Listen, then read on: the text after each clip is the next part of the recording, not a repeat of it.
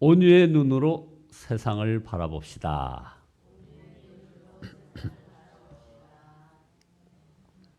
좀 따라하기 힘든 인사말이어서 죄송합니다. 그러나 오늘 말씀의 제목이기도 합니다. 온유의 눈으로 세상을 바라보기. 오늘 우리는 팔복 중에 제3복인 온유한 사람이 받는 복에 대해서 살펴보려고 합니다. 심령이 가난해서 하나님을 모시고 사는 사람은 자신의 죄악과 그 연약함을 놓고 심히 애통합니다. 이제 이와 같은 1복, 2복, 그리고 이것을 통과한 사람은 바로 제3복에 이르게 되는데 그 제3복은 바로 온유한 사람이 차지하는 그런 복을 말합니다. 온유한 자는 복이 있나니 저희가 땅을 기업으로 받을 것이미요. 예수님께서는 이와 같은 제3복을 말씀하실 때는 시편 37편의 말씀을 염두에 두셨던 것 같습니다. 오직 온유한 자는 땅을 차지하며 풍부한 화평으로 즐기리로다. 이스라엘 사람들에게 땅은 우리가 잘 알다시피 생명보다 소중했습니다. 이스라엘이라는 나라가 워낙 적어서 그런지 땅을 차지하는 문제 때문에 이스라엘은 바로 오늘까지도 전쟁이 그치지 않고 있는 곳이 바로 이스라엘입니다. 사실 구약성경 안에 일어난 모든 사건, 그 사건을 우리가 자세히 살펴보면 전부 다 땅 때문에 일어난 전쟁의 역사입니다. 아브라함과 이삭, 야곱, 요셉, 모세, 여호수아 등등 거의 모든 이 신앙의 거장들이 땅을 정복하고 빼앗는 일에 거기에 관여했습니다. 땅의 소유권은 무엇보다도 안전 그리고 안정 이걸 보장해 주기 때문에 이스라엘 역사에 있어서 땅은 이루 말할 수 없을 정도로 중요했습니다. 이스라엘 백성들이 40년간 광야 생활을 하다가 가나안 땅에 들어갔을 때 그 기쁨이 얼마나 컸겠습니까? 자기들의 안전과 안정을 보장해 줄 수 있는 그런 공간을 비로소 확보했기 때문인 거죠. 여러분, 그런데 그렇게 중요한 그 땅을 차지하는 복을 누가 얻습니까? 바로 온유한 사람이 얻는다고 지금 말씀하고 있습니다. 여기서 얻는다고 할 때 영어 성경은 바로 inherit, 즉 유업으로 상속받는다 이런 표현을 쓰고 있습니다. 유업으로 상속받는 것.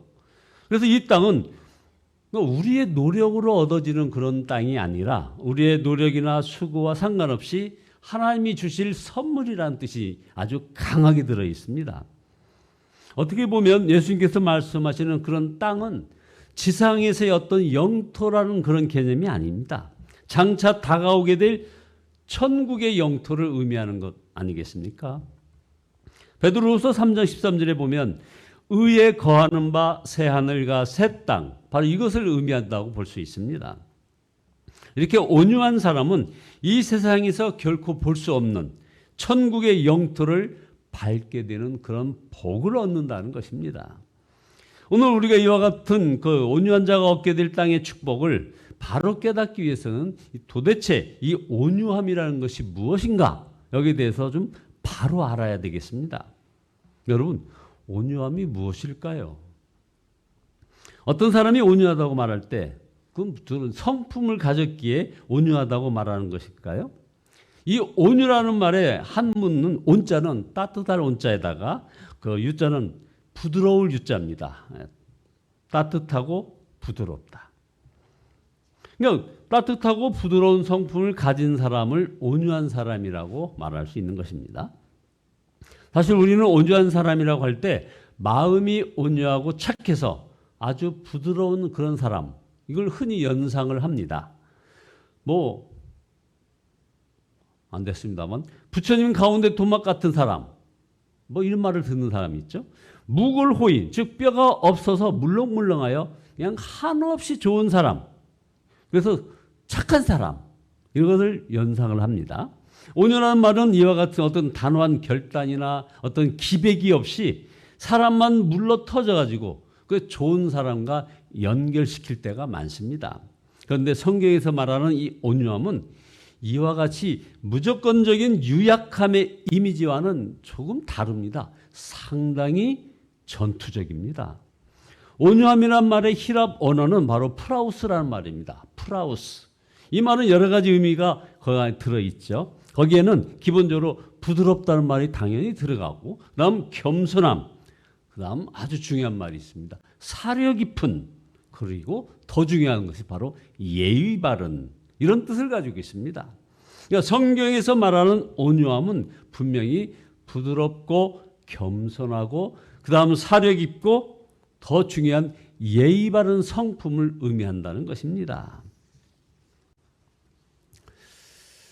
예수님께서 온유한 사람이 복이 있다고 말씀하실 때 그 온유함은 바로 이런 기본적인 그런 의미 이상이라는 것을 이제 말씀 올렸습니다.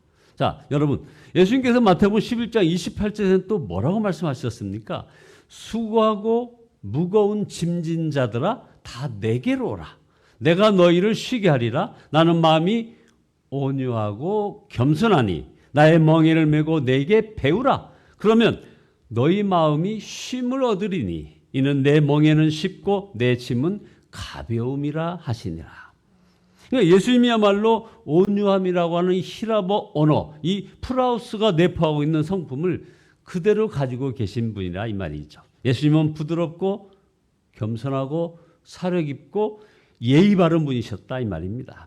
그런데 이 말씀에서 우리가 주목해야 할 것은 예수님께서 우리에게 그런 예수님의 멍에를 메고 예수님께 배우라고 권면한다는 사실입니다.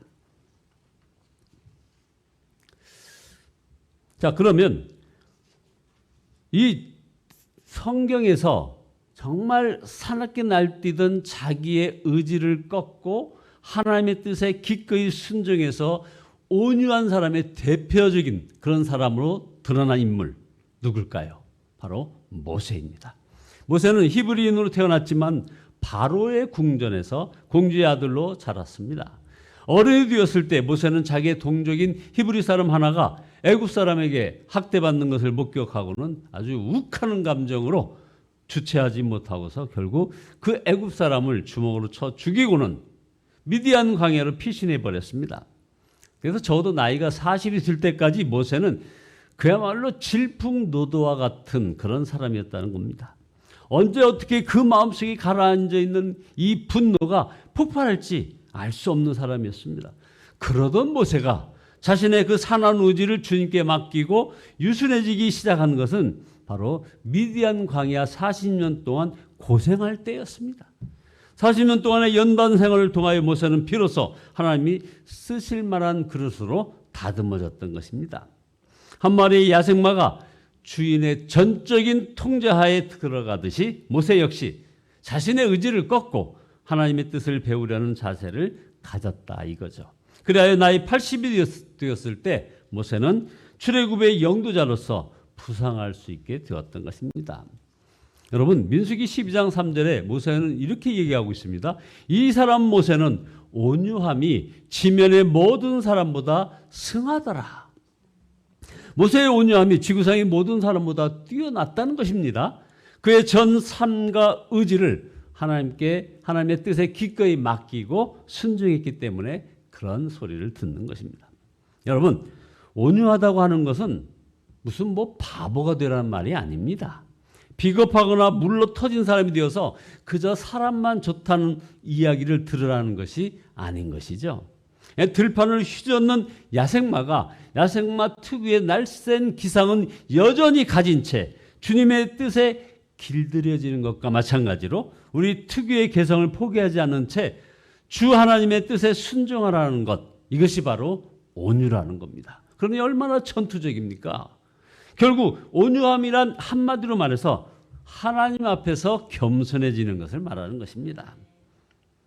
여러분, 팔복은 세상을 그 세상의 눈으로 바라볼 것, 이 세상을 새로운 눈으로 바라볼 것을 가르쳐주는 그런 산상수훈인데요. 마찬가지로 온유함도 새로운 눈으로 세상을 바라보게 하는 것입니다. 자, 그러면 어떤 것입니까? 첫째, 하나님이 여러분을 보시듯이 여러분 자신을 보시기를 바랍니다. 그때 온유함이 이제 나오는 겁니다. 마틴 로이드 존스 목사님은 아주 온유함을 이렇게 정의했습니다. 온유함이란 자기 자신을 진실하게 평가함으로써 결정되는 바 이웃 사람들에 대한 겸손하고 부드러운 태도를 말하는 것이다. 예, 아주 제대로 정의했습니다. 온유하다고 하는 것은 먼저 자기 자신을 정확하게 평가함으로써 이게 출발이 되는 겁니다. 그러므로 온유해지기 위해서 하나님이 여러분을 보시듯이 여러분들 자신을 보셔야 하는 것입니다. 여러분, 하나님은 우리를 어떤 사람으로 보실까요? 바로 구속받은 죄인으로 보시는 겁니다. 우리가 다 죄인으로서 어긋난 딴 길을 걸어갈 때 독생자 예수 그리스도를 보내주셔서 우리를 구속해 주셨습니다. 우리는 마틴 루터의 말대로 의인이면서 죄인이고 죄인이면서 의인인 것입니다. 의인이면서 죄인이고 죄인이면서 의인. 참 어떻게 받아들이십니까? 한편으로 우리는 죄 많은 이 세상에 매여 살기 때문에 또 죄인입니다. 그러나 죄인임에도 불구하고 하나님의 무제약적인 사랑과 은혜 때문에 의롭게 되었습니다. 다른 한편으로 우리는 분명히 주님의 은혜로 의롭다 인정함을 받았지만 죄 많은 세상을 살아가는 한 여전히 죄인입니다. 여러분, 하나님은 우리를 의로운 죄인으로 보신다는 사실을 잊지 마시기 바랍니다. 하나님께서 우리를 보시는 눈으로 우리 자신을 바라보면 우리는 그래서 결국 온유해질 수밖에 없는 것입니다. 남에게 과시하고 좋은 인상 주기 위하여 무엇을 하지 않는 것입니다. 우리는 스스로 아무것도 자랑할 수 없는 그런 죄인인 것을 알기 때문에 그런 것입니다. 우리가 자랑할 것이 있다면 오직 주 안에서 자랑할 것뿐인 것입니다. 둘째로 하나님이 여러분의 이웃을 보시듯이 여러분의 이웃을 보시기를 바랍니다. 신학자 프리츠 리네커라는 분은 이 프라우스라는 말, 온유라는 말의 히라버 원어 프라우스라는 말을 이렇게 정의합니다. 온유함이란 불쾌한 일을 당할 때 인내함으로 잘 참아내고 남을 해치려는 마음이나 이 복수하려는 생각을 버리는 정신에서 나타나는 바 겸손하고 부드러운 태도다. 이렇게 정의를 했습니다. 상당히 현실적인 정의를 한 것 같습니다. 남을 해치려는 마음이나 복수하려는 생각을 버리는 정신, 이것이 온유함이라는 겁니다. 내가 극심한 피해를 당하고 내 자존감을 엄청 상하게 하는 어떤 사건이 있었음에도 불구하고 인내함으로 잘 참아내고 그래서 기필코 복수하리라 하는 것으로 자기의 자존감을 내세우려고 했던 그것을 눌러버리고 그래서 겸손하고 부드러운 태도를 온유함이라는 겁니다. 온유하면은 우리의 이웃이 우리에게 아무리 부당한 일을 저지른다고 할지라도 그냥 잘 참아내고 그래서 복수하지 않으려는 정신을 말하는 것입니다. 어떤 분이 우리 시대의 성자는 이웃에게 해를 끼치지 않는 사람이다 이렇게 정의한 적이 있습니다. 이웃에게 덕을 끼치지는 못할지언정 적어도 해는 끼치지 않으려고 조심하는 사람이 우리 시대의 성자라는 것입니다. 참 옳은 지적이라고 생각합니다. 여러분, 그렇다면 우리가 이웃에 대하여 어떻게 관대해질 수 있을까요? 하나님께서 우리의 이웃을 보시듯이 우리가 이웃을 보게 될 때 그렇게 할 수 있습니다. 하나님은 우리의 이웃을 어떻게 보십니까? 하나님은 우리의 이웃을 천하와도 바꿀 수 없는 소중한 하나님의 자녀로 보십니다. 여러분 이거 인정하시죠? 우리 하나님은 우리의 이웃을 천하와도 바꿀 수 없는 소중한 하나님의 자녀로 보신다는 이 사실. 그래서 자식을 키우는 사람들은 다른 집 자식들을 함부로 대할 수 없지 않습니까? 왜냐하면 내 자식이 나에게 소중하듯 다른 집 자식들도 그 집 부모에게는 다 소중하기 때문입니다. 하나님은 나만 소중히 여기시는 것이 아니라 나의 이웃도 소중하게 여기신다는 사실, 이것을 기억하시기 바랍니다. 그러면 우리는 이웃을 우리보다 낫다 못하다 판단할 수 없습니다. 어떤 분이 이런 말을 한 적이 있습니다. 오직 하나님 한 분만이 누군가를 업신여길 수 있을 뿐이다. 남을 판단하고 업신여기고 하는 그것은 여러분들, 저와 여러분에게 엄청난 죄지만 하나님은 하실 수 있는 것입니다. 하나님만 누군가를 없인 여길 수 있다는 것입니다. 나로 하여금 다른 사람보다 우월하게 느껴지도록 만드는 그 어떤 경험, 이것은 결코 하나님께로부터 오는 것이 아닌 것입니다. 옳습니다. 하나님께서 우리의 이웃을 어떻게 보시는가를 생각하면 우리는 이웃에 대하여 온유하고 겸손해질 수 있습니다. 이 세상에서 가장 추한 죄인이라 할지라도 우리 하나님께서는 그 죄인을 어떻게 보시는가를 생각할 때 우리는 그 죄인 앞에서도 겸손해질 수 있는 것입니다. 그럼 세 번째, 마지막으로 하나님이 여러분이 가진 은사를 보시듯이 여러분의 은사를 보시기를 바랍니다. 앞에서 말씀드린 것처럼 이 프라우스의 중요한 뜻 중에 하나는 우리의 힘과 재능을 주 하나님의 통제하에 맡기는 것입니다. 여기에 온유가 있습니다. 마치 사나운 야생마가 주인의 뜻에 순종하여 부드럽게 되듯이 우리는 주님의 뜻에 기꺼이 순종해야 하는 것입니다. 그렇다면 하나님은 우리가 가진 여러 가지 재주와 능력을 어떻게 보실까요?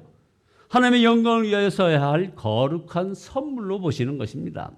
그래서 성경적 겸손이란 우리 자신의 능력이나 재주를 무조건 비하하는 것이 아닙니다. 그것은 비굴한 것이 되는 거죠. 우리의 능력이나 재주 이상의 높은 마음을 가진 것, 이것은 교만입니다. 그러므로 겸손이란 하나님께서 우리를 만들어주신 모습, 꼭 그 모습 그대로 되는 것을 말하는 것입니다. 여기에 바로 온유의 아주 대단한 비밀이 들어 있습니다. 하나님은 우리에게 여러 가지 은사를 주셨습니다. 어떤 사람에게는 머리가 좋아서 공부를 잘하는 은사를, 노래 잘하는 은사, 그림 잘 그리는 은사, 운동 잘하는 은사 등등의 은사를 주셨습니다. 하나님께서 우리에게 그와 같은 은사를 주신 것은 나와 가문의 명예를 높이고 자랑하라고 주신 것이 아닙니다. 그 모든 것을 주님의 통제하에 두고 하나님의 영광을 위하여 귀하게 쓰라고 주신 것입니다. 여러분이 가진 각종 은사를 하나님께서 보시듯이 여러분이 그 은사를 보게 될 때 여러분은 온유하고 겸손해질 수 있는 것입니다. 결론입니다. 여러분의 능력과 재주를 주 하나님의 손 아래 두시기를 바랍니다. 그래야 하나님의 지배를 받으십시오. 그래야면 여러분은 온유한 사람이 되어서 여러분이 가진 능력과 재주를 헛된 것을 위하여 쓰지 않고 하나님의 영광을 위하여 정말 아름답게 쓸 수 있게 되는 것입니다. 여러분들이 온유한 분들이 되시기를 정말 바라십니까? 그리하여 땅을 차지하는 복을 얻기를 원하십니까? 그렇다면 예수님이 여러분이 탄 인생의 배에 선장이 되게 여러분들 하십시오. 그분의 뜻을 따르시기를 바랍니다. 그래야 할 때 여러분은 온유한 분들이 되셔서 땅을 차지하는 그런 마카리오스의 복을 얻게 될 줄 믿습니다. 마카리오스의 복이란 세상이 줄 수 없는 기쁨, 곧 하늘나라 입성의 복을 말하는 것입니다. 이런 마카리오스의 복을 모두 얻게 되시기를 예수 그리스도의 이름으로 축원드립니다. 기도하시겠습니다. 전능하신 주님, 주님을 찬양합니다. 그러나 회개합니다. 우리가 가진 여러 은사가 나와 가문의 명예를 높이고 자랑만 하려고 했던 그런 믿음 없는 모습을 주 앞에 고백합니다. 주님 용서하여 주시옵소서. 이제 우리들의 모든 재능과 은사가 우리 하나님 앞에 주님의 통제하에 두게 하고 결국 하나님께 영광을 위하여, 하나님의 영광을 위하여 귀히 쓰라는 그런 것임을 깨닫게 하시니 감사드립니다. 하나님께서 보시듯이 우리의 모든 은사가 아버지 하나님 온유하고 겸손하게 사용되어지게 복의 복을 더하여 주시옵소서. 예수 그리스도의 이름으로 기도드리옵나이다. 아멘. 436장입니다. 436장입니다.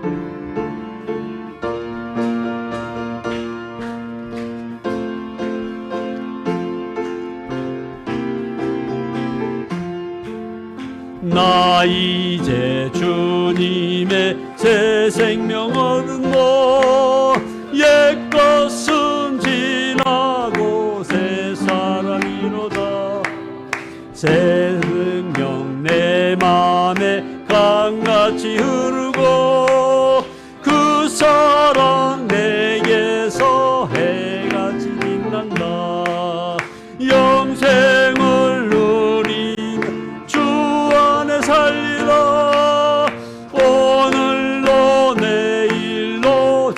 함께 살리라. 주 안에 감추인 새 생명 얻으니 이전에 좋던 곳 이제는 값없다. 하늘의 은혜와 평화를 맛보니 찬송과 기도로 주 함께 살리라. 영생을 누리며 주 안에 살리라. 오늘로 내일로 주 함께 살리라. 산천도 초목도 새 것이 되었고 죄인도 원수도 친구로 변한다. 새 생명 얻은 자 영생을 누리니 주님을 모신 맘 새 하늘이로다. 영생을 누리며 주 안에 살리라. 오늘로 내일로 주 함께 살리라. 주 따라가는 길 험하고 멀어도 찬송을 부르며 뒤따라가리라. 나 주를 모시고 영원히 살리라. 날마다 섬기며 주 함께 살리라. 영생을 누리며 주 안에 살리라. 오늘로 내일로 주 함께 살리라. 네, 주여 삼창하시니 동성으로 기도하시다가 돌아가시겠습니다. 주여 주여 주여